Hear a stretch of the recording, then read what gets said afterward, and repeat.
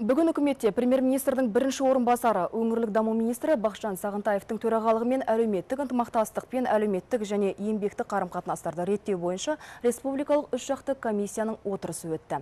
Жиында кәсіби одақтар туралы заңның жобасы қарастырылды. Ол елбасы тапсырмасымен әзірленген және Қазақстандағы кәсіби одақтардың қызметін жетілдіруге бағытталған.